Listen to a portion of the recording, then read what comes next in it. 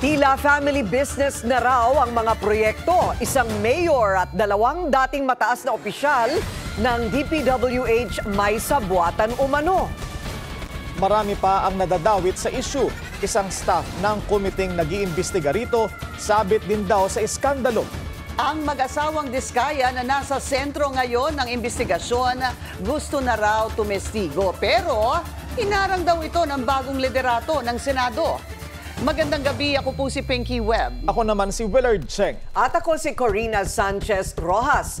Para sa mga kaibigan nating Bicolano, marhay na banggi.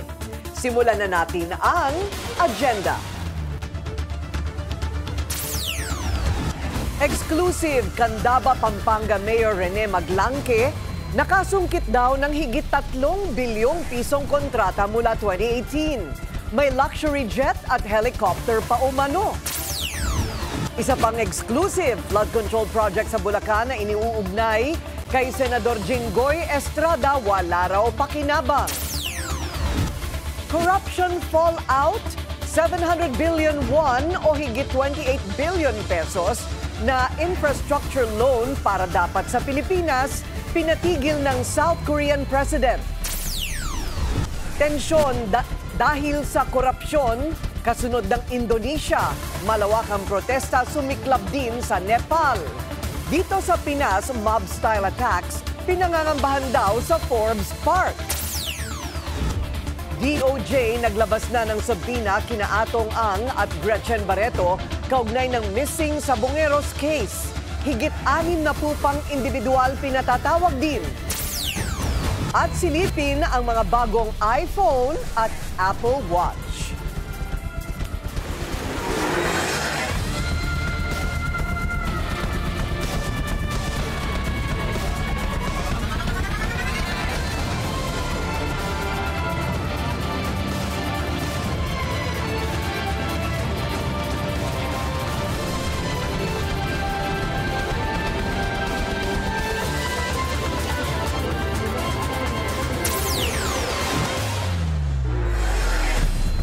Nangangamoy sa buwatan, aabot sa 3 billion pesos in government contracts ang nasungkit umano ni Candaba, Pampanga Mayor Rene Maglangke mula 2018. At dalawang mataas na opisyal ng DPWH daw ang kanyang umanong kakuntsaba. Narito ang exclusive agenda report ni Joash Malimban. Sa isang privilege speech kahapon, inilahad ni Senate President Pro Tempore Ping Lacson ang umano'y koneksyon ni former DPWH Secretary Manuel Bonoan, former DPWH Undersecretary Roberto Bernardo at ni Candaba, Pampanga Mayor Rene Maglangke. Ayon sa kanyang expose, pagmamay-ari ng tatlo ang MBB Global Properties Corporation, ang kumpanyang may hawak sa 5 billion peso Wyndham Garden Hotel sa Clark, Pampanga.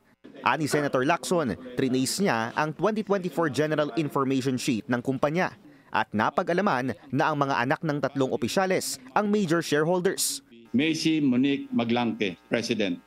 Sunshine M. Bernardo, Corporate Secretary. Fatima Gay B. Bonoan de la Cruz, Treasurer. Kayo na po ang mag-connect ng dots. Ayon daw sa 2024 GIS, si Macy Maglangke, anak ni Mayor Maglangke, ang nakalistang presidente ng kumpanya. Ayon sa ilang post ng kanyang ama noong 2023, isang labor attaché si Macy sa Migrant Workers Office sa Los Angeles, California.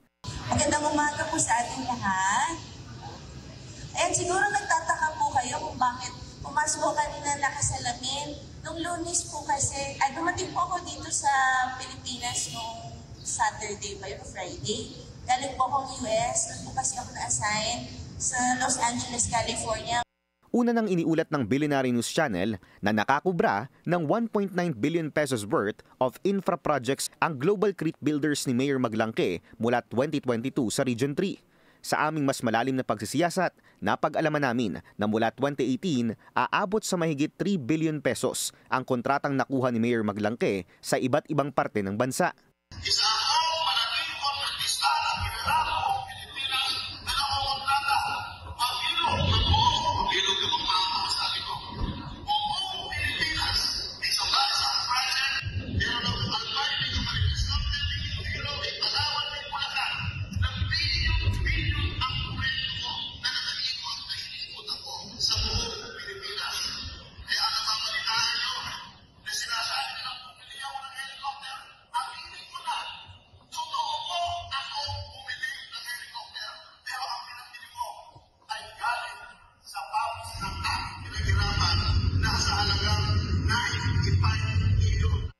Isiniwalat din sa amin ni former Candaba Mayor Jerry Pelayo ang umano'y marangyang pamumuhay ni Mayor Maglangke. Talagang inaanunsyo na siya ay buong Pilipinas, ang dami niyang flood control projects. Nakabili na nga siya ng helicopter, bumili pa rin ng luxury jet. At naging ugong-ugong, dumarating dito sa isipin mo sa mga barangay, naka-helicopter siya. No? Hanggang yan, lumabas na yung hotel na yan, na building na yan na tinatayo sa Clark. Sa aking pananaw, siguro yan ang pananaw ko lang ito. At siguro may ako na magsalita nito dahil sarili. Siguro yan ang share ni Secretary Bunuan at saka kung totoo ito ni Yusek Bernardo. Una nang inamin ni Mayor Maglangke sa Billionaire News Channel na nakakasama niya rin sa ilang okasyon ang kontrobersyal na si former DPWH Bulacan First District Engineer Henry Alcantara. Inamin niya rin na marami siyang kontrata sa pamahalaan pero lahat daw ito ay kumpleto at dumaan sa tamang proseso. Sinubukan naming kunin ang panig ni Mayor Maglangke sa isiniwalat kahapon ni Senator Lacson pero hindi pa ito tumugon sa aming mga mensahe. Para sa agenda, Joash Malimban, Billionaire News Channel. Bumabaha ang mga nadadawit sa flood control scandal. Ngayon naman, isang staff ng Blue Ribbon Committee ang nakaladkad. Ang detalye sa agenda report ni Hannah T. Hindi ako nag-aalala na kinabukasan. Pagbukas ko ng dyaryo, makikita ko yung pangalan ko doon. And similarly, in this particular issue, pag ako po naturo, baka manghabol ako ng taga. Lilinisin ng Senate Blue Ribbon Committee ang sarili nitong hanay.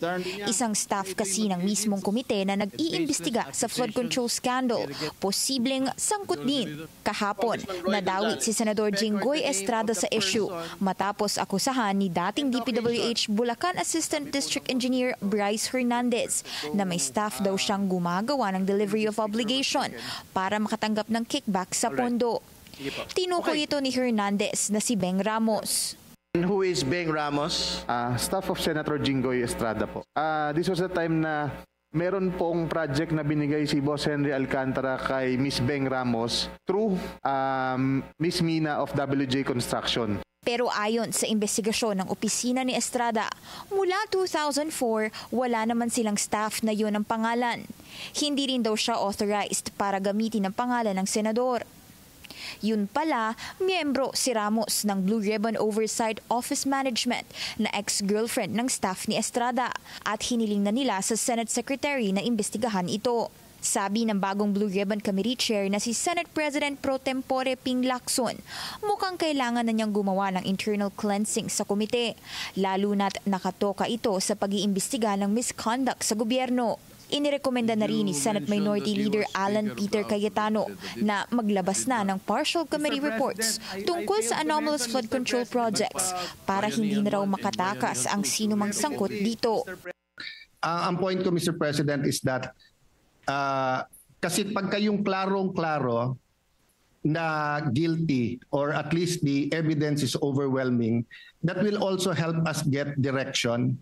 Pero kung hihintay natin ilan, paano kung ang involved dito, 1,000, 2,000, 5,000 tao, guguluhin lang po nila. Sa ngayon, nag-iipon ng ebidensya si Lacson na posible niya raw i-turn over sa mga otoridad para makapaghain na ng kaso. Para sa agenda, Hannah T, Billionaire News Channel. Damay na rin ang ilang opisyal at empleyado ng Bureau of Customs sa flood control scandal. Inaalam ngayon kung paano nakalusot ang luxury cars ng mga diskaya nang walang dokumento. Yan ang agenda report ni Andrea Salve. Nadagdagan pa ng 2 ang luxury vehicles na hawak ng Bureau of Customs mula sa mag-asawang diskaya. Sa ngayon, umaabot na ang mga ito sa 30 at kalahati nito ay wala o kulang sa mga dokumento. 14 ang mula sa authorized dealers habang ang isa ay patuloy na sinusuri. Meron ding 2 all-terrain vehicle o ATV na bagaman hindi luxury vehicle ay parehong imported kaya kanila na rin sinisilip. Sila mismo nagsabi na 40. So kami, hindi pa naman kami titigil. Subalit kahit paano nakakahinga na kami. dahil nakuha na natin yung 30 na luxury vehicles. But then again, we assume na baka may 10 pa at least. 8 ang lumabas na pawang mga walang dokumento. 7 naman ang walang certificates of payment. Binigyan na ng BOC ng 15 araw ang consignees pati na rin ang Diskaya couple na magsumite ng kaukulang patunay na dumaan ang mga ito sa wastong proseso. On record, ang mga nagpasok nito ay hindi Diskaya family, sa record. Unless yung mga nagpasok nito, later on, sasabihin nila na ginamit lang po yung kanilang pangalan or kumpanya. Actually, pareho kasi sila ng may-ari ngayon. It's to their interest na patunayan yan. So, I'm sure they will send their lawyers to argue or to prove na kanila yon at dutifully paid at tama ang dokumento. Sa ngayon, 18 raw sa mga sasakyan ang na-trace nilang pinasok sa ports of Batangas, Cebu, Manila at Manila International Container Port. Dahil dito, higit 10 opisyal at empleyado raw ng BOC ang kasulukuyan na ring iniimbestigahan. Pagpapaliwanagin natin kung bakit nakalusot or dumaan sa kanila yung mga sasakyan nang hindi nagkaroon ng tamang dokumento at hindi nagbayad ng tama. Doon sa mga ganun yung sitwasyon, we will have to make even our own people accountable. Ayon kay Nepomuceno, makakaasa ang publiko na wala silang pagtatakpan. Para sa Agenda, Andrea Salve, Billionaire News Channel. Todo iwas ang mga kaalyado ni House Speaker Martin Romualdez sa issue ng umano'y posibleng pagpapalit ng liderato sa Kamara. Ang ibang kongresista naman, iba-iba ang pahayag. Yan ang agenda report ni Mavic Trinidad ng Abante live mula sa Batasang Pambansa. Hi Mavic, may posibilidad nga ba talaga na mapalitan si Speaker Romualdez? Corina, tila ayaw pahuli ng Kamara sa Senado matapos na umugong dito sa Kongreso ang umano'y pagpapalit din ng liderato ni House Speaker Martin Romualdez. Please raise your right hand and repeat. Matapos ang forthwith na kudeta sa Senado na muling nagbalik kay Senador Tito Soto bilang Senate President at sa gitna ng pagkakadawit sa ilang mambabatas sa flood control scandal, tila namimiligro na rin daw ang palitan sa liderato ng Kamara. Umuugong na posibleng sumunod na palitan si House Speaker Martin Romualdez matapos kaladkarin ng isa sa mga kontraktor sa issue. Binanggit kasi siya ni Curly Diskaya sa Senado na umano'y kasama sa nakikinabang sa kitaan sa mga proyekto sa DPWH. Pero sa pagdinig ng Kamara, binawi ni Curly ang pahayag niya sa Senado. Gusto ko iparting din kay Speaker po at saka kay Saldi ko na baka po nagagamit lang po ng mga politikong ito ang inyo pong pangalan. Wala raw siyang koneksyon kay Romualdez. Pinagbasehan lang daw ni Diskaya ang mga kausap niyang politiko na humihingi ng parte umano ni Romualdez sa proyekto. Pero ang tanong, sapat na nga ba itong dahilan para magbago ang liderato sa Kamara? Sabi ni Navotas Representative Toby Tiangco, noong 1 linggo pa raw may mga nagtatanong na sa kanya kung may sapat na numero para mapatalsik na ng tuluyan si Romualdez. Nababahala na raw kasi ang mga mambabatas sa kinakalabasan ng pagdinig sa flood control scandal. Lumalapan ang kinanta ng mga Diskaya ang ilang kongresista sa anomalya.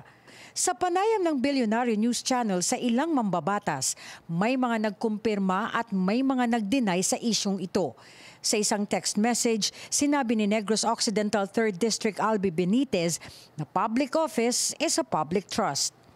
Sinundan niya ito ng isa pang text message, kung wala ng tiwala, dapat na anyang umalis. Isa si Benitez sa sinasabing contender sa pagka-speaker, bukod pa kay House Majority Leader at Presidential son Sandro Marcos. Pero kung si Tiangco ang tatanungin, hindi lang daw dapat speakership ang palitan, kundi ang buong liderato ng Kamara. Maging si Kamanggagawa Party List Representative Eli San Fernando, kinumpirma niyang matagal nang may nangyayaring gapangan sa pagbabago ng House leadership. Pero inamin niyang wala pang kumakausap sa kanya. Todo iwas naman sa issue ang mga kaalyado ni Romualdez, gaya ni Deputy Speaker J.J. Suarez na ilang beses niyang sinabing walang ganitong issue at hindi anya mangyayari ito. Itinanggi rin ito ni Infra Committee Chair at Bicol Saro Representative Terry Ridon. I don't think there's a leadership change. None at all. Totoo man o hindi ang umano'y planong kudeta sa Kamara, ang tanong, napapanahon na nga ba ito at sino ang tunay na makikinabang dito?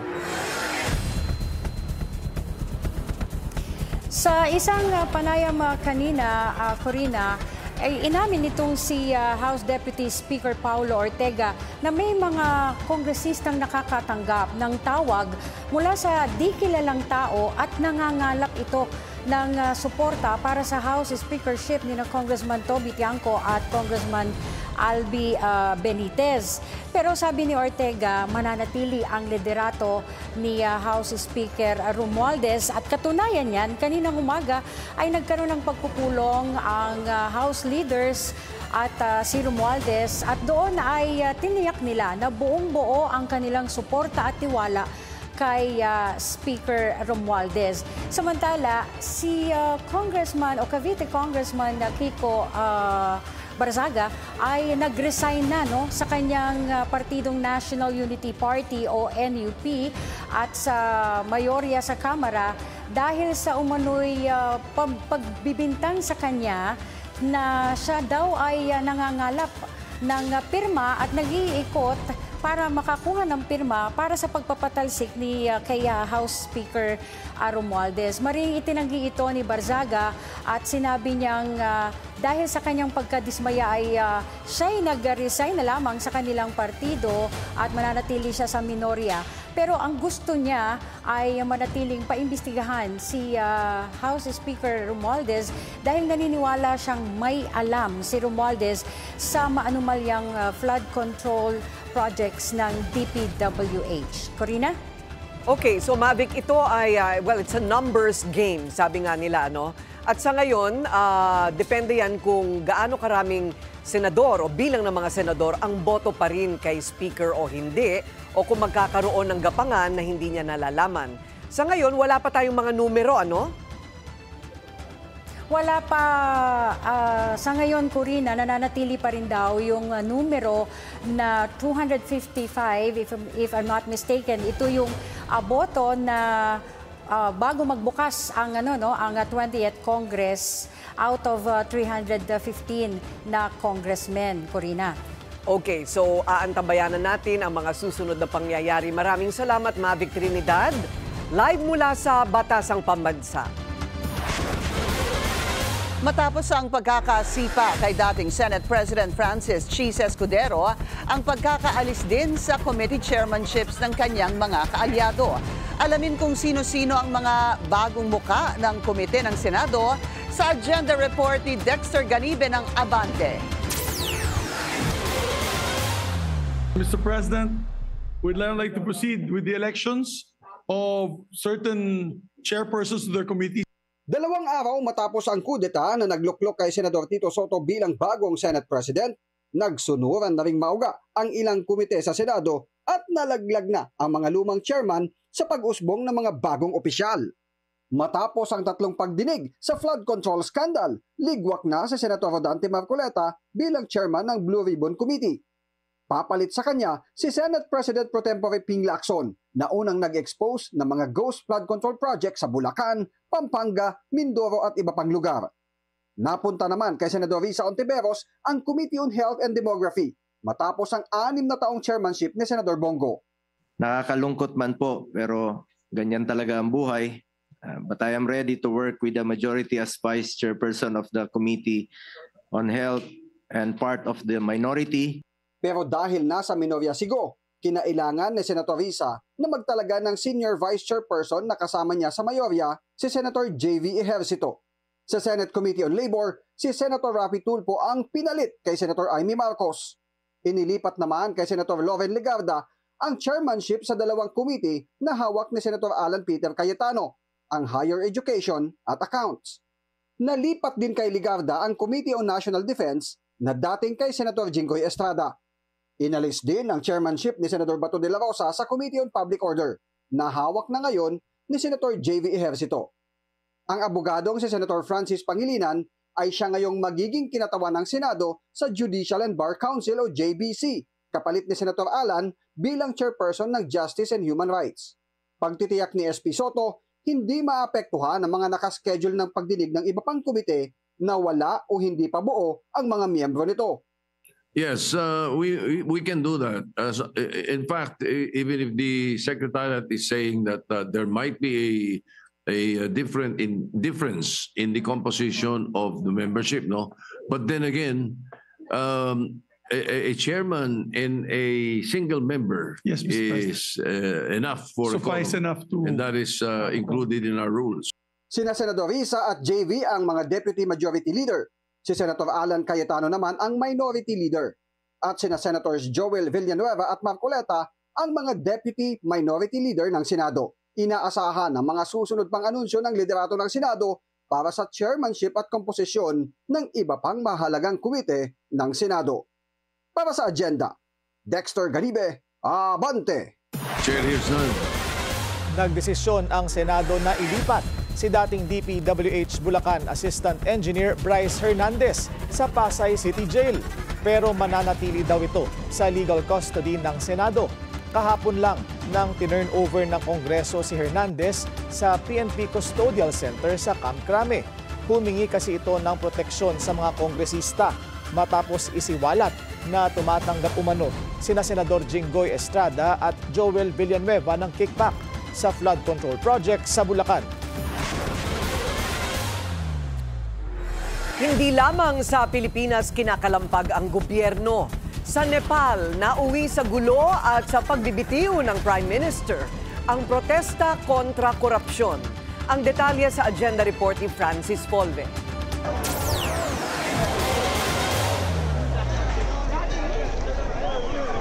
Hindi na nakatiis ang mga galit na rallyista sa Nepal. Sinunog nila ang Parliament Building sa Kathmandu bilang pagkondena sa korupsyon sa bansa.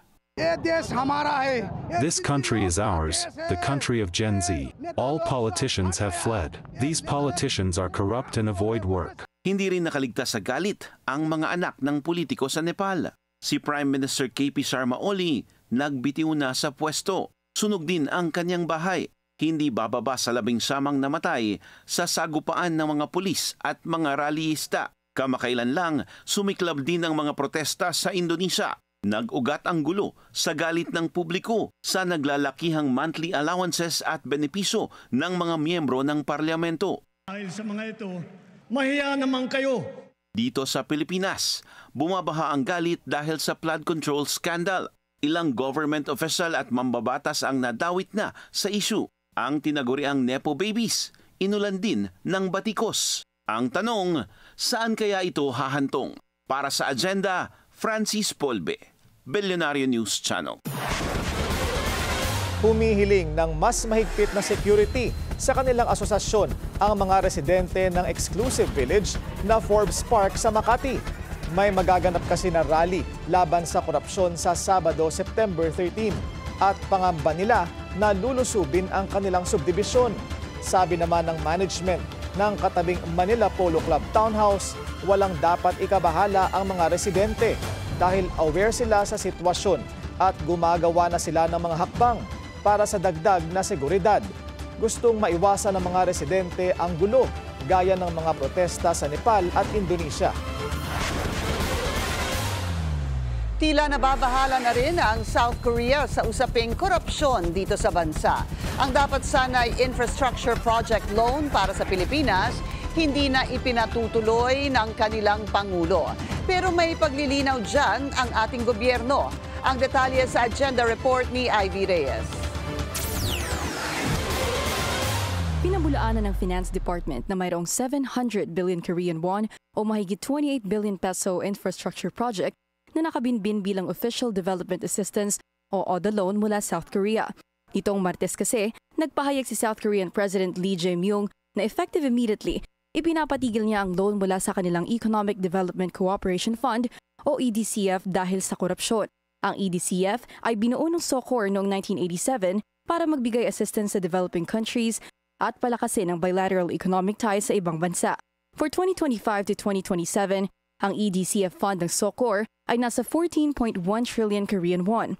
Ang kalakhang financial support nito nakatuon sa Africa, pero nananatiling priority daw ang Asia.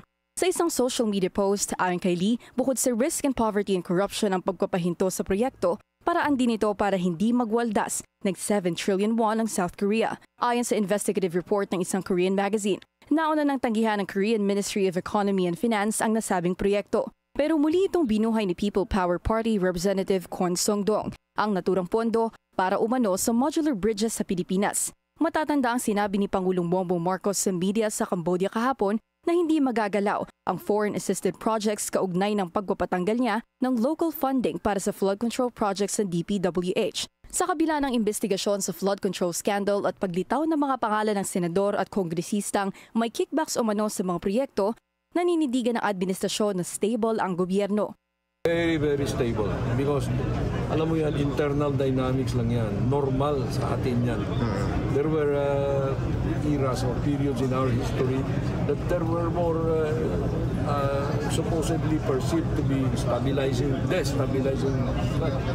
I don't see any threats. Sa ngayon, wala pang sagot ang Foreign Affairs Department sa Billionaire G's channel kung ano ang tugon ng Pilipinas sa South Korea. Wala pa ring opisyal na pahayag ng South Korean Embassy in the Philippines. Para sa Agenda, Ivy Reyes, Billionaire News Channel. Buo na raw ang independent body ni PBBM na mag-iimbestiga sa flood control scandal. Ayon sa source ng Billionaire News Channel, ito'y pangungunahan ni Baguio City Mayor Benjamin Magalong, former DPWH Secretary Rogelio Babe Singson, at retired Supreme Court Justice Perlas Bernabe. Nauna nang sinabi ng Pangulo na walang sasantuhin ang investigasyon, mapakaalyado o kamag-anak man.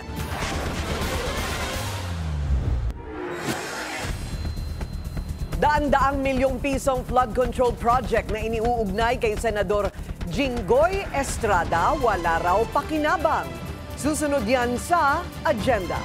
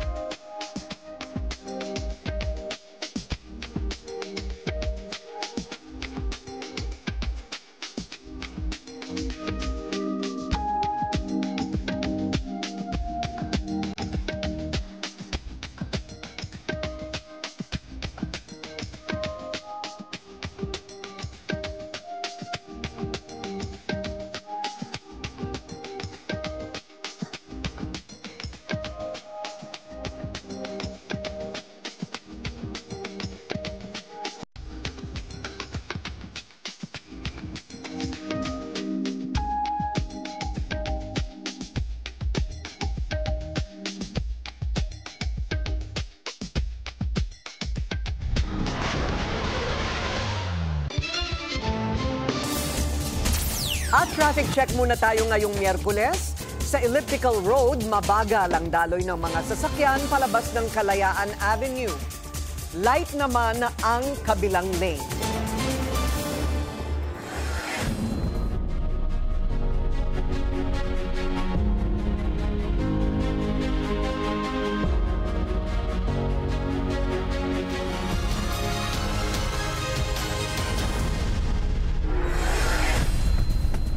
Formal nang hiniling sa DOJ ni dating Blue Ribbon Committee Chairman Rodante Marcoleta na ilagay sa Witness Protection Program sina Sara at Curly Discaya.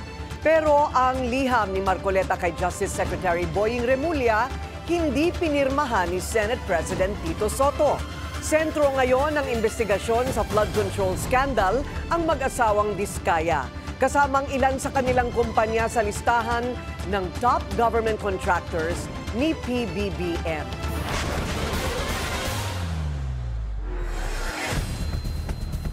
Samantala, matapos kaladkarin si Senador Jinggoy Estrada sa flood control scandal, agad na sinuyod ng aming team ang proyektong iniuugnay sa kanya. Ang aming naabutan, proyektong literal na guni-guni lamang. Narito ang exclusive agenda report ni Joash Malimban. Si Senator Jinggoy po ay nagbaba ng 355 million ngayong 2025. sa mga ilang projects sa Bulacan. Pinuntahan ng Billionaire News Channel ang isa sa mga proyektong linked umano kay Senador Jinggoy Estrada, ang construction of flood control structure including pumping station and floodgate phase 3. Ayon sa datos ng DPWH, matatagpuan ito sa Barangay Mayto sa Kalumpit, Bulacan. Ang kontratista, ang Alpha and Omega General Contractor, isa sa 9 na kumpanya ng mga diskaya. Nasa phase 3 na dapat ang proyektong awarded noong May 2025 at target na matapos ngayong Disyembre. Nagkakahalaga raw ito ng halos 57 million pesos. Pero nang puntahan namin ang proyekto, walang phase 3 dahil ang naunang proyekto na sinimulan last year, sheet piles pa lang ang nakalatag hanggang ngayon. Walang kahit isang pumping station at walang floodgate. Ang kontratang ito, hawak din ng mga diskaya sa halagang 92.6 million pesos. Walang date started at target completion date na nakalagay sa physical banner sa project location. Pero base sa datos ng DPWH, tapos na dapat ito Abril ngayong taon. Nakausap namin ng backhoe operator na nasa project location. Kwento niya, August 30 raw natapos ang kontrata ng Alpha and Omega para sa 92.6 million peso project na ito. Ngayon, nagsisilbi na lang silang tagabantay ng mga materyales dahil wala na raw budget na naibigay para ituloy ang proyekto. Kailan po nawala po yung budget? Ay, hindi ko lang alam kung paano nawala yung budget na yun. Nung nag-order kami, kaso wala nang budget siguro yung pampasweldo sa amin. Ganyan. So, ngayon po, ano pong kasiguraduhan na? Ay, wala pa. Kami waiting lang dito eh. Hanggang ngayon, nakatiwangwang ang proyekto. Matapos paglaanan ng daan-daang milyong pisong pondo, wala naman daw pakinabang, ayon sa mga residente. Para sa agenda, Joash Malimban, Billionaire News Channel. Hindi raw magdadalawang isip si DPWH Secretary Vince Dizon na turuan ng leksyon ng mga contractors sa maanumalyang flood control projects. Yan ang agenda report ni Ivy Reyes.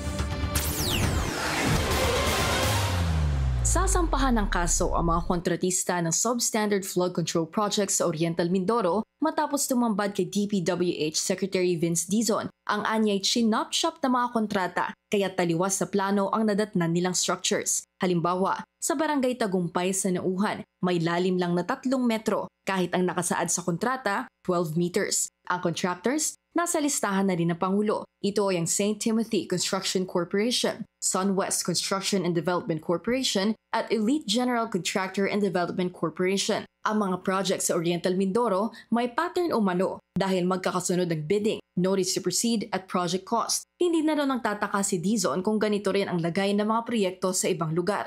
Yung lahat ng responsable dito, mananagot dito. Yun lang naman ang utos ni Presidente. Lahat ng kailangang managot, dapat managot. Sa ngayon, nasa immigration watchlist na rin si dating DPWH Secretary Roberto Bernardo. Nagpasa na ng urgent request for an immigration lookout bulletin order si Dizon sa Justice Department para hindi raw maantala ang investigasyon kung saan kasama ang ilang DPWH official. Dawit ngayon sa anomalya si Bernardo matapos pangalanan ni Senate President Pro Tempore Panfilo Lacson bilang miyembro ng MBB Global Properties Corporation na binubuo raw ng pamilya ni Bernardo, dating DPWH Secretary Manuel Benoan at Candaba, Pampanga Mayor Rene Maglangke. Para sa agenda, Ivy Reyes, Billionaire News Channel. 2016 o panahon daw ni dating Pangulong Rodrigo Duterte, nagsimula ang mga diskaya na kumuha ng mga kontrata sa DPWH.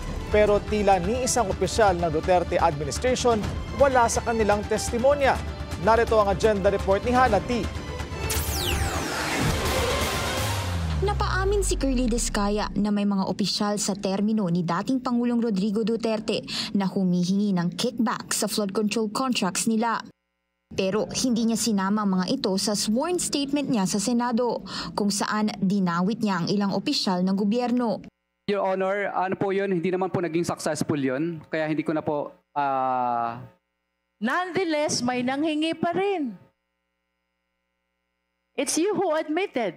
May nanghihingi din po during the past. Mula kasi 2016 hanggang 2022, lumobo ang revenue o kita ng companies ng Discaya Camp sa government projects. Una nang lumabas sa isang PCIJ report na sa termino ni Duterte, top 1 ang St. Gerard sa pagiging kontratista nito. Ang firm na pagmamay-ari ng Diskaya couple na tinaguriang King and Queen of Flood Control Projects. Nakalikom sila ng higit 12 billion worth of contracts mula 2016 hanggang 2017. Base rin sa House Infracom hearing, lumobo ng 1 to 20 billion pesos ang kita ng 8 kumpanya ng Diskaya Camp mula 2017 hanggang 2022. There is a principle in the law of evidence, falsus in uno, falsus in omnibus. False in one testimony is false in all testimonies. Bakit parang nagkaroon ka ng selective amnesia, Mr. Diskaya? Would you like us to believe na may nanghihingi during the current administration? Your affidavit is full of inconsistencies and lies. Depensa ni Diskaya, tugon lang daw ang sworn statement na yon sa crackdown ni Pangulong Bongbong Marcos sa flood control scandal. Sa 12 billion report ng PCIJ, hindi raw ito ang nakadeclare sa financial statements nila dahil sinama roon ang halaga ng terminated projects. Kalaunan, napaamin si Diskaya na may isang deceased district engineer na nagngangalang Art Pascual ang pinablacklist daw ang kanilang kumpanya. Dito na siya ginisa ng komite. Hindi ho namin tatanggapin yung mga ganyan po. Nagtatanong ng pangalan ng patay. Hindi nyo na rinespeto yung tao. Sa ngayon, hindi pa state witnesses ang Diskaya couple sa kabila ng interes nila rito. Ilan sa requirements nito, kailangan masuportahan ang kwento o testimony nila. Walang ibang direct evidence para sa prosekusyon at dapat hindi sila ang most guilty. Para sa agenda, Hannah Tia, Billionario News Channel. Naglabas na ng show cause order ang LTO laban sa tinaguriang Bulacan Group of Contractors o BGC Boys kaugnay sa paggamit nila ng pekeng driver's license. Pagpapaliwanagin sina Bryce Hernandez at Henry Alcantara. Iniimbestigahan na kung paano at saan nakuha ang mga pekeng lisensya kasabay ng posibleng pagsasampa ng kasong kriminal laban sa dalawa. Posible rin daw silang patawan ng revocation at perpetual disqualification sa pagkakaroon ng driver's license. Hindi nakaligtas sa pagkwestiyon ng mga senador ang Budget Department sa gitna ng usapin sa flood control scandal.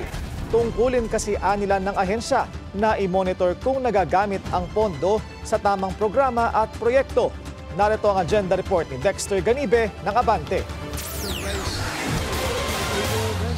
Sa pagragasa ng mga akusasyon laban sa ilang elected officials, DPWH officials at pinapaborang mga kontratista sa nagpapatuloy ng mga investigasyon sa flood control scandal, hindi maiwasang mahagip ng daluyong ng sisihan kung bakit nakalulusot ang mga budget insertion ang Department of Budget and Management o DBM. Ang tanong po, Secretary,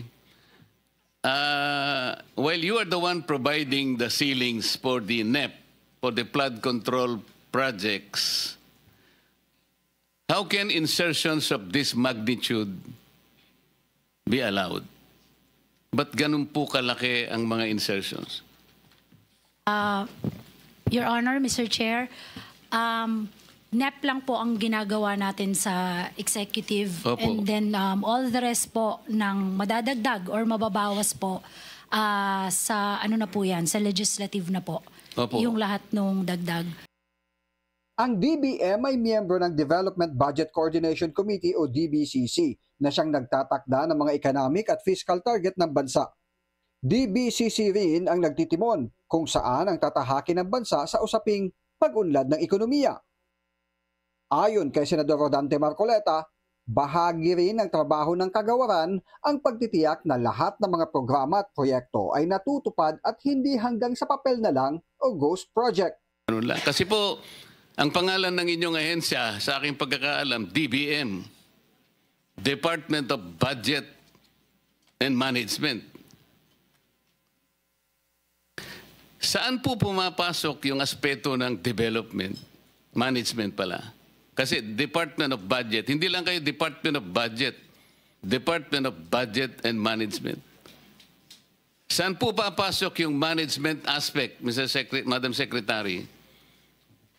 First po, yung pag ginawa po natin yung numbers at saka yung mga budget ng different secretaries po, pag nagpo-propose sila ng kanilang National Expenditure Program.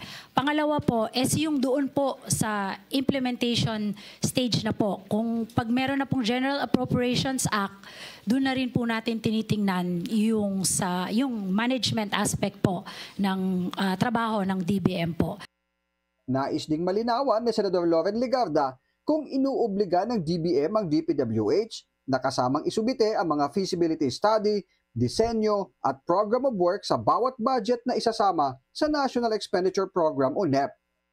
Should you therefore hire all these specialists in every field to vet every line item in the NEP that you are presenting to Congress? So yung mga maliliit pong mga proyekto per district or province or barangay, sagot na po yun ng DPWH, depends on their core mandate as provided hereof. Ang meron lang po kaming talagang say or nakikita kung nasusunod are foreign assisted projects because we are part of the ICC board. Tanong din ng mga senador, mayroon bang ceiling sa pagdagdag o insertions dahil lumalabas umanong sky is the limit? Batay sa record ng Blue Ribbon Committee, mula 50% hanggang sa higit 100% ang itinaas ng mga budget insertion para sa flood control projects pa lang mula 2022 hanggang ngayong taon. Pinakamataas na insertion ang 105% increase noong 2024 o taon kung saan nagsimula ng magpakilala mga kakandidato para sa 2025 midterm elections.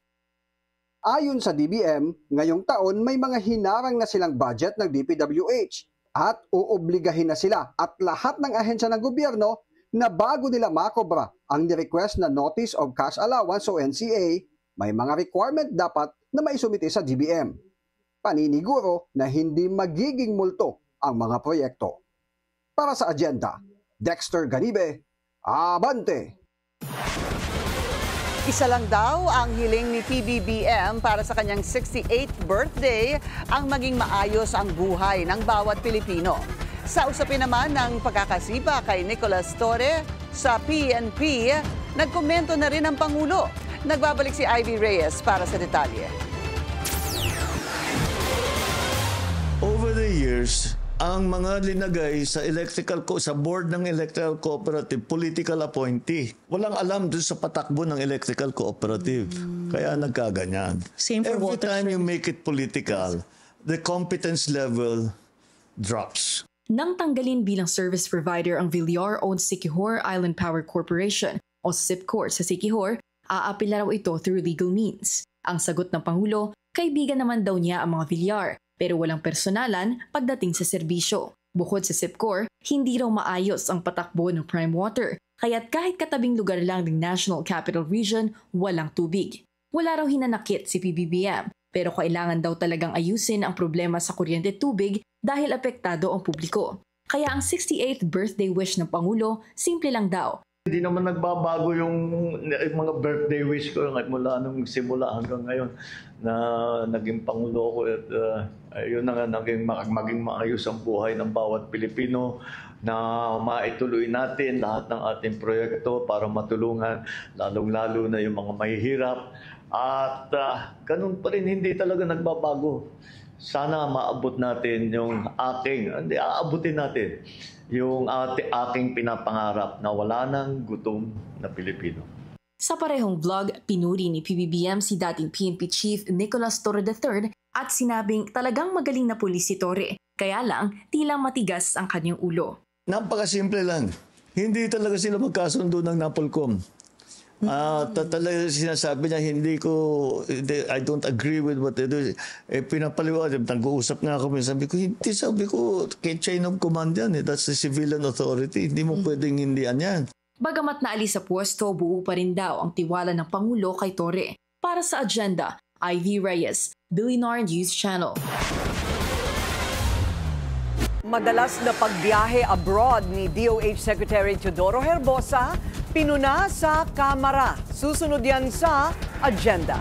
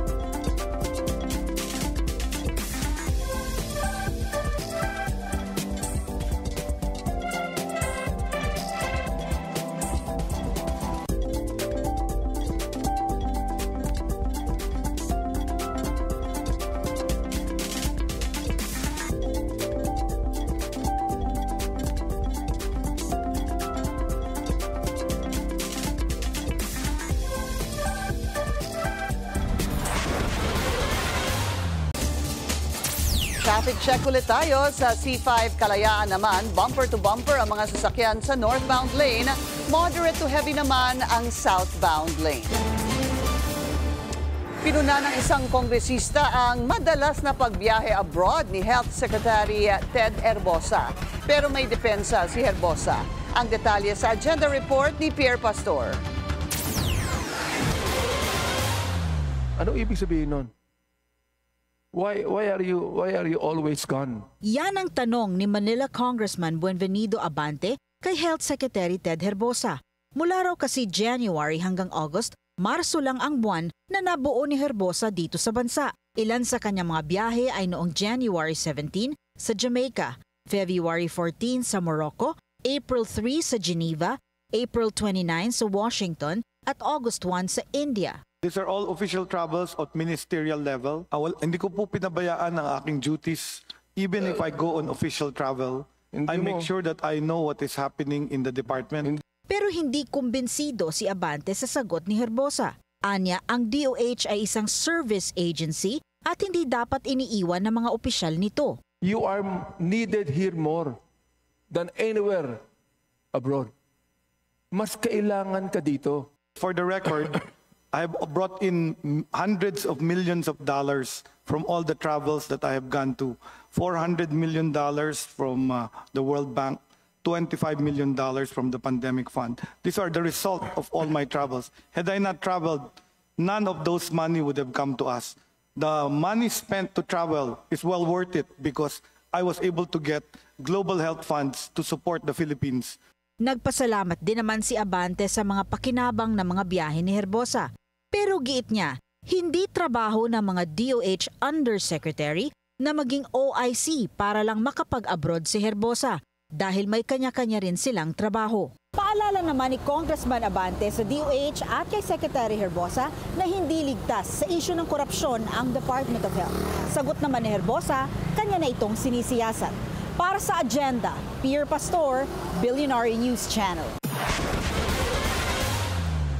Mainit pa rin ang usapin sa flood control scandal at kaugnay niyan, makakausap po natin ngayon Senate President Tito Soto. Magandang gabi and congratulations, SP.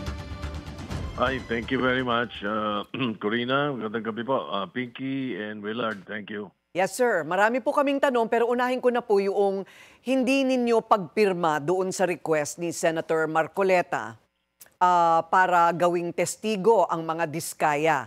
Kumbaga parang sila state witness. Ano po? Bakit po? Well, una sa lahat, pinadala sa akin dito yung sulat nung Lunes gabi. At dito sa sulat na to, yung nga sinasabi niya na ginagawang state witness. Itong i-recommend namin na state witness kay Secretary Remulla, Secretary Boying Remulla. So, ang sa akin, ang punto ko is, una, narinig ko si Secretary Remulla, meron siyang sinasabi tungkol sa kay Sara and Curly Diskaya, witnesses are only if they meet the conditions set under the law, including the return of funds that they have allegedly gained from Republic Act 6981 yun eh. And how much are we talking about, SP? Mga magkano naman yun? Naku, aalamin pa natin yun. Mga bilyon.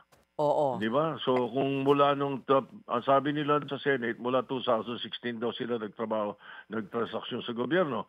Pero lumalabas na doon sa hearing sa House, ang sinabi naman nila, panahon pa raw ni Gloria Macapagal, ay nagtatransaksyon na raw sila. So, computein mo yun. Ilang bilyones yun. No? So, yun yung sinasabi rito na halos malabo yan. So, paano naman ako magre-rekomenda? At i-authorize ko yung sulat ni Senator Marcoleta. Ano na yun? Gabi ng September 8, alam ko na kinabukasan magpapalitan ng member ng Blue Ribbon at saka ng chairman ng Blue Ribbon. Di ba? So, hindi ko ginawa. At sabi ko, ang ginawa ko, ni-refer ko to doon sa magiging incoming chairman ng Blue Ribbon. In other words, I practically referred it to the Blue Ribbon muna and not the outgoing chairman. Hindi ba? Yes.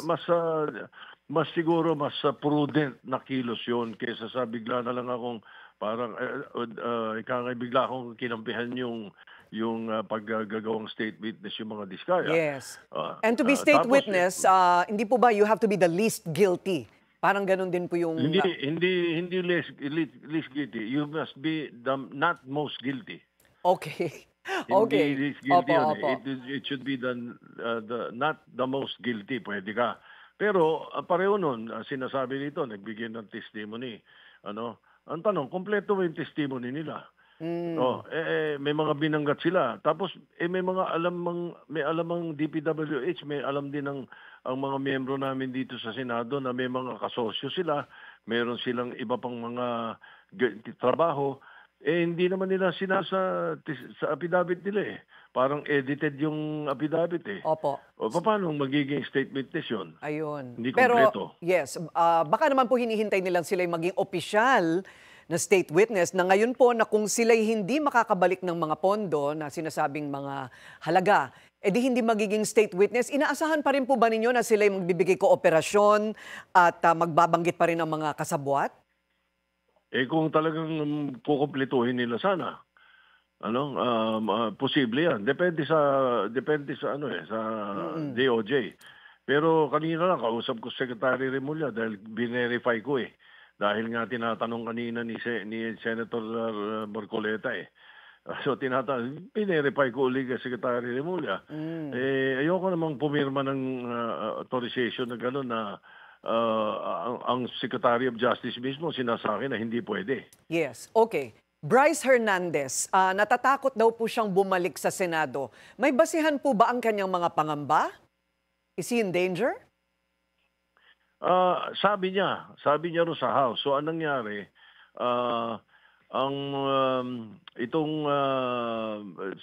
Yung mga congressmen, nagre-request na kung pwede raw ay wag daw ibalik sa Senate dahil meron daw siya mga binanggit na senador. Parang gano'n, natatakot daw siya sa kanyang safety.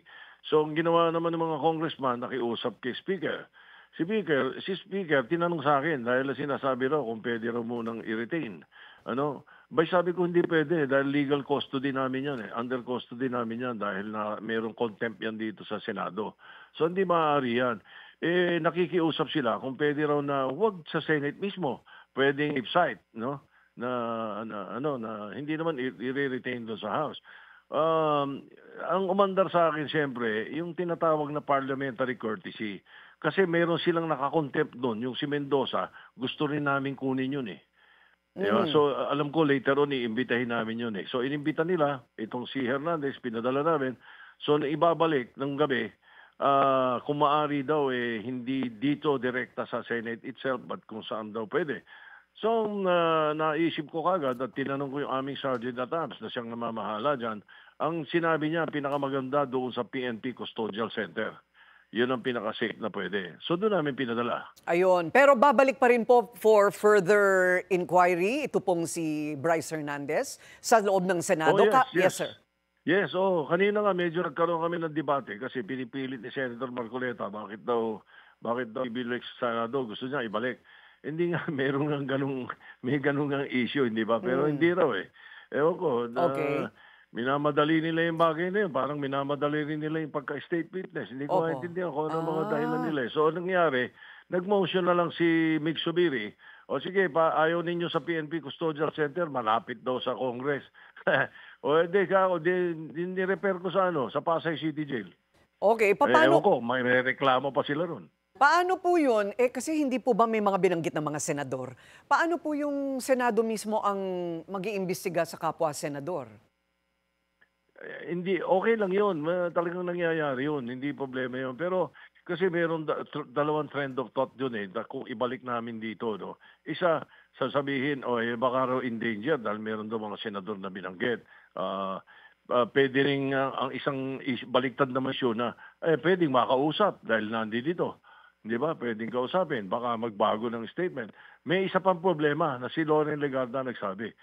Kung may mga nangyayaring katulad ng nangyayari sa Indonesia, na may mga nag-rally-rally dito sa harapan dito dahil galit dyan sa mga ninakaw at sinugal niyang nila Bryce Hernandez at kung sino-sino ang gustong mag-rally nila dito sa labas, di madadamay ang Senado. Kaya perfect na yung sinabi ko sa Pasay City Jail. Napagkasundoan naman namin, wala nang nag-object kahit sa kanila. Ayun po. Pero siya ibabalik. Babalik siya. Hindi maaaring hindi. Under custody pa rin siya ng Senate kahit siya ay nando doon. At yun ay pagdating ng hearing sa Webes, babalik siya dito sa amin, sa Senate Hall. Okay, bago ko po ibigay kay Pinky, may mga tanong din siya. Saan po hahantong ito? Kayo po ba'y, are you of the opinion or agreement that there should be a separate body na talagang mag-iimbestiga para malaman po kung totoo o hindi itong mga alegasyon? Of course, meron din ganun. Kasi yung amin dito in aid of legislation, yun po yung nakakalimutan ng iba na pumipintas na bakit daw kami nag-hearing. Ito yung amin in aid of legislation. So may ending ito. Pag may mga pending na kami legislation, pwede na yan. And our recommendations at findings namin ay laging ino-honor ng Ombudsman at saka ng Department of Justice. So malaking bagay yun. Naso-shortcut nga yung problema ng pag-iimbestiga ng Ombudsman at saka ng Department of Justice at the courts. Basta importante sa amin, anong pwedeng maggawin dito para hindi na maulit ito? Like for example, we must restructure the DPWH. Para pinapag-aralan dapat ngayon paano mababawasan o maaalis ang korupsyon sa DPWH. Paano restructuring ang gagawin natin dito para hindi ganoon. Tapos yung accreditation ng mga kontratista, pag-iimbestiga sa mga kontratista, dapat itong PICAB i-restructure din natin. At yung SIAP, i-restructure din natin, pati DTI, kung bakit naka-attach agency sa Department of Trade ito. Yun ang mga hinahanap ng aming committee. Hindi yung akala nila parang may prosecutorial powers po kami na dapat hindi na kami mag-imbestiga dahil payag naman kami dun sa Independent People's Commission. Pagdating, meron akong bill na final 3 weeks ago pa tungkol dito. At ito ay talagang magkakaroon ng powers yan at mas magiging magkakaroon ng prosecutorial powers, hindi lang recommendation, kundi initiation of cases. Yun ang kaya suportado namin yung executive order na piniprepare nila. The Independent Commission. SP, this is Pinky. Good evening to you. Hi, Pinky. Good evening. Yes, sir. Tanungin ko lang po, how will the Senate Blue Ribbon Committee address ito pong naging issue naman sa House kung saan itinuro ni Bryce Hernandez ang dalawang kasamahan niyo sa Senado allegedly na tumatanggap ng 30% sa mga flood control projects, namely Senator Jinggoy and Senator Joel Villanueva. Pagtatawag namin ng hearing ng I think Thursday, pagharapin natin sila at maglabas ng ebidensya. Yun ang pinakamaganda mangyayari, hindi ba? Alangan namang hindi natin pasagutin sila, alangan namang hindi natin pagsalitain si Bryce dito, si Bryce Hernandez. So, yun po ang plano, paghaharap po sila. Kung a-attend si Joel at saka si Jinggoy nung hearing. Pero we will have Engineer Hernandez dito. Yes. All right. Senate President, balikan ko lang po yung nangyari. Bakit ho ba, paano at bakit ho ba naging successful itong coup laban kay dating Senate President Chis Escudero? Actually, ang pinakamagandang tanungin dito, yung apat na nagsimula nito na pumirma si Mig Subiri, si Loren Legarda, si Rizal Teberos at saka si Ping Lacson sila ang nagsimula, pero nag-isa yan nung nag-uusap-usap sila at tinawag ako, nag-meeting kami at ang sinasabi, ang feedback sa ating mga kababayan, feedback din sa ibang departamento, ay parang medyo under fire yung leadership ng Senado. So kung under fire ang leadership ng Senado, mas magandang ma-address nila itong mga binabato sa kanila na to na hindi in the middle of the fray ang Senado. Kasi kapag gano'n, ang Senado mismo, at nakikita namin to, tama naman sila nung napag-usapan namin to, na ang Senado na babaril Kami yung napagitna doon sa mga aligasyon at saka sa mga mga sinasabi against our leadership. May problema sa COMELEC si Senator Escudero, ganun din si Senator Joel. Pagkatapos nabanggit pa rin sa pati si Senator Bongo, meron yata may mga aligasyon. At saka sino ba itong yung aming pro temp, si Senator Jinggoy Estrada. So, mas mabuti na nga yung napag-usapan namin. Tinanong din namin yung iba namin mga kasamahan. At ganoon din naman ang kanilang paniwala. Opo. So, SP, sila pong apat ang nagpasimuno, no? Yung inyong minention, Zubiri, Ontiveros, Senator Ping Lacson, and Senator Loren Legarda. Thank you, sir. How were you or the group, how was the group able to convince the rest? Such as, ang napansin ko kasi doon sa Cayetano, if I'm not mistaken, yung isa nasa inyo, Senator Pia, yung isa na iwan po sa minority, who's actually the minority leader now, si Senator Alan Peter Cayetano. And then yung magkapatid po na si Rafi at Erwin Tulfo napunta din sa inyo. Tapos pati po yung mga Villar sa inyo din po napunta. How did this all happen? Kinausap namin sila, sinabi namin yung aming thinking. Katulad nung una kasi si Senator Loren nakakausap na naman sila Ako naman, nung sinabi nila na mas mabuti ikaw mismo makipag-usap, sabi sa akin, dahil ikaw yung iahalal ikaw ang tinutulak namin. So nung nag-set up ng ibang meeting, pagkatapos nilang kausapin yung sila mga Villars, tapos si JB, si Sherwin, kausap naman nila Migs, dati naman sila magkakasama. Kinausap ko rin. At yun, katulad nun, yung dalawang magkapatid na Villars, sabay kong kinausap. Nagkita-kita naman kami ng dalawang Tulfo. At hindi naman kami iba ng pagkakasama, ng pagkakakilala. Kaya usap kami. Nilahat namin yung sentimento, yung aming pananaw na siguro baka mas maganda iiwas natin ang Senado sa problema mismong yan. At a change of leadership would probably do us good. Ganon yung ganon yung sentiment na usapin. All right. Senate President Tito Soto, sir, maraming salamat po sa inyong oras. We hope to be able to have a longer interview with you next time. Maraming salamat po sa inyong oras. Thank you. Sige. Thank you. DOJ naglabas na ng sabina kina Atong Ang at Gretchen Barredo kaugnay ng missing sa Bungeros case. Susunod yan sa agenda.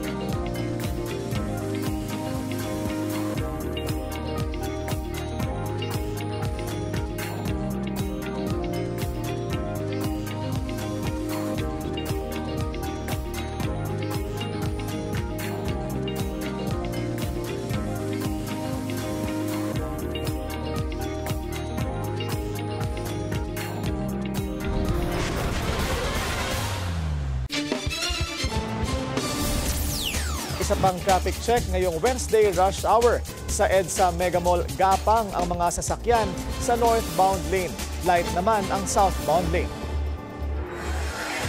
Palaisipan sa mga senador kung paano nakabili ng luxury SUV si dating Assistant District Engineer Bryce Hernandez.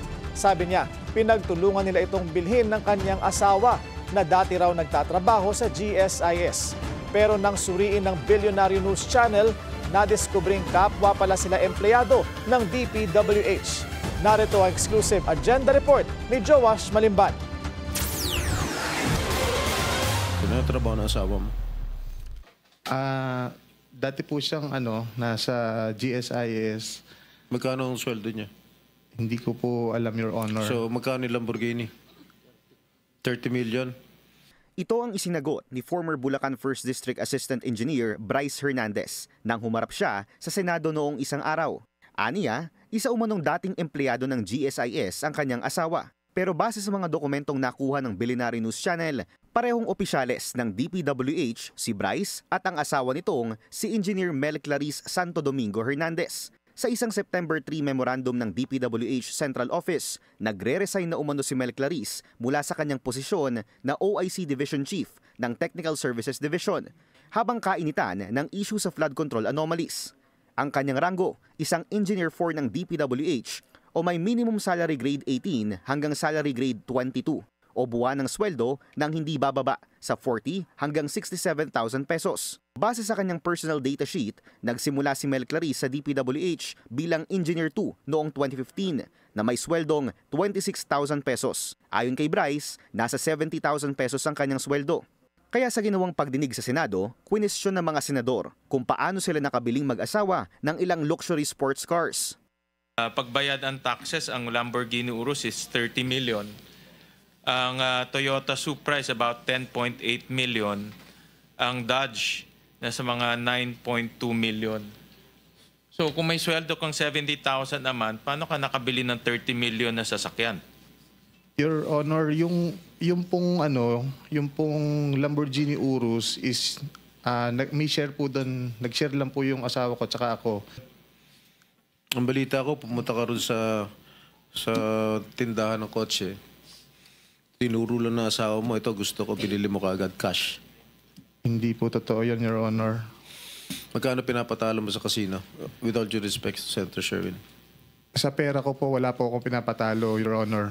Sa isang expose ni Senate President Pro Tempore Ping Lacson, inilahad nito na nasa halos 1 billion pesos na ang kabuuang nalustay ng 5 DPWH Bulacan 1st Engineering District officials. Pinakamalaki rito ang kay Bryce Hernandez na aabot sa 435 million pesos. Para sa agenda, Joash Malimban, Billionaire News Channel.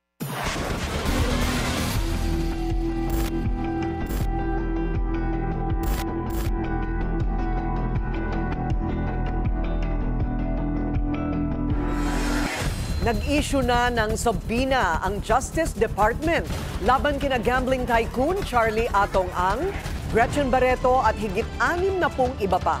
Ito'y kaugnay sa kaso ng mga nawawalang sabungero. Nagbabalik si Joash Malimban para sa detalye. Matapos ang mahigit isang buwang evaluation ng Department of Justice, kasado na ang preliminary investigation sa mga sangkot na pangalan sa missing sabungeros case. Kabilang sa mga inisyuhan ng subpoena ngayong araw, sina bilyonaryo gambling boss at itinuturong mastermind na si Charlie Atong Ang, ang celebrity na si Gretchen Barreto at retired Police Lieutenant General Jonel Estomo. Ayon sa DOJ, nasa mahigit 60 katao ang makatatanggap ng subpoena. Ikinatuwa naman ito ng pamilya ng missing sabungeros. Masayang-masaya kami, at least ito na po, akala namin natabunan na. Ayon sa kampo ni Ang, welcome sa kanila ang pagsisimula ng preliminary investigation. Sa pamamagitan daw nito, makasasagot na sila sa mga umano'y unsubstantiated claims ng whistleblower na si Julie Dondon Patidongan. Kasalukuyang humaharap sina Ang sa mga reklamong multiple murder, kidnapping with serious illegal detention at iba pa. Para sa agenda, Joash Malimban, Billionaire News Channel.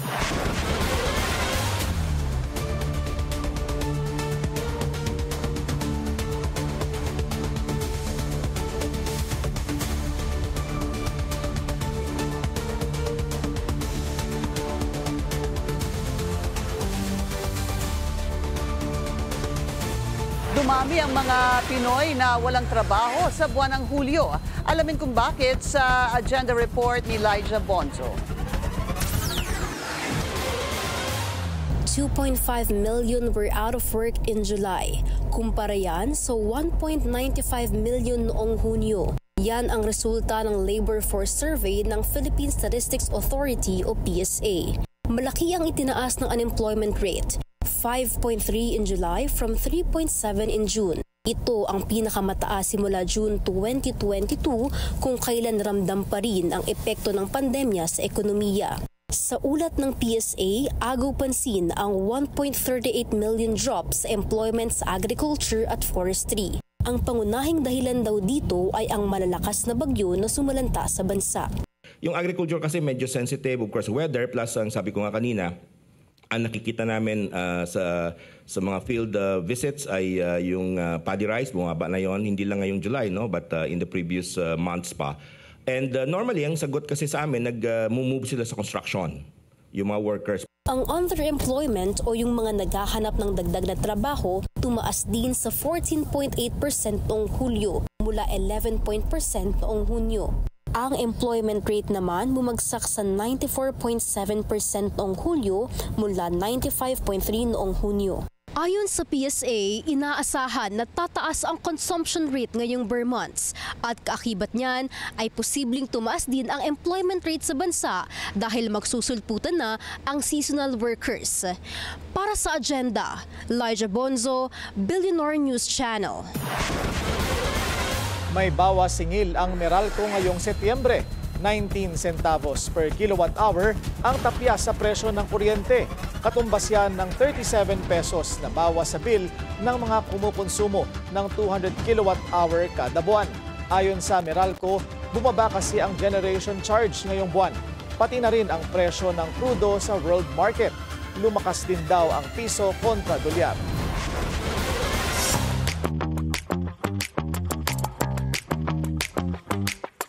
Dwayne "The Rock" Johnson is getting Oscar buzz for his latest film. Fresh from their successful premiere sa Venice, ipinalabas naman ang The Smashing Machine sa Toronto Film Festival. Bida rito si The Rock bilang si UFC Hall of Famer Mark Kerr. Johnson has been earning rave reviews for his performance with the MMA biopic, even getting a 15-minute standing ovation sa Venice Film Festival. Ito na raw ang most challenging role yet ni The Rock. Great news for Apple fans dahil nilaunch na ng tech giant ang kanilang bagong products. Kabilang dito ang thinnest iPhone ever made.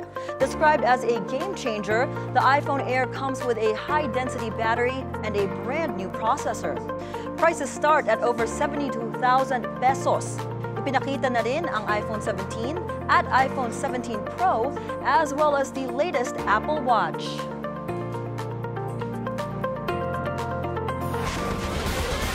And that's it from my end. Back to you, Karina, Pinky, and Willard. Nagtatanong sila bakit daw gray ang suot natin. Gray? Kasi ito ang ating pinlanong kulay. Ay, may sagot akong iba. Ay, ano? Because gray is the color of the political skies these days in the Wow! Philippines. Gloomy and dark. Tama ka, no? Parang biglang babagyo na hindi mo malaman. Hindi ba? Parang nakakaiyak. Oo. You know, I'm so Nasa impressed with in-between. I'm impressed with Senate President Tito Soto. Are you? Parang diretso siya magsalita, di ba? Ganun naman siya talaga. Oo. Parang hindi siya hindi siya nagtago, hindi siya nagtago ng impormasyon. Sabi niya, pasimuno yung apat. Di ba?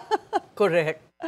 Pero sana sa liderato nga niya, magtuloy-tuloy na Kinover ko yung kampanya nila ni Senator Ping. Yung noong 2022, yes, vice presidential candidate siya and presidential candidate si Sen Ping. Basta masaya kaming mga reporter dahil lagi kaming may interview at maaga nagpapa-interview sa amin. Very open kasi. Hindi sila mahirap kunin, no? Oo. Very open, yeah. pag wala kang siguro pag wala kang tinatago, madali ka talagang mahagilap. Oo, hindi ba? Alam mo naman, syempre paborito natin yung madaling makuha kasi crowd kailangan natin ng guest. Correct. Maraming salamat. Nirerespeto ang deadline ng mga reporter. Oo. Ang kailangan na lang natin ngayon yung kumpirmasyon kung sino ba talagang mamumuno noong flood control projects investigation. Oo. Diba? Pero meron ng ano. May chismis. Oo nga, chismis May chismis na tatlo sa na. kanila. Ginagano na tayo. Oo nga, sige kasi na may nga. guest na ako. Andyan na. Ito na nga ang trabaho. point Gusto na. mo pang magtrabaho. Gusto pa namin Mapapagalitan ka magsalita. pa. O sige. Yan ang ating agenda ngayong gabi. Ako po si Pinky Webb. Ako po si Willard Cheng. At ako si Corina Sanchez Rojas. Sa bawat issue, may anggulo at ang balita, may agenda.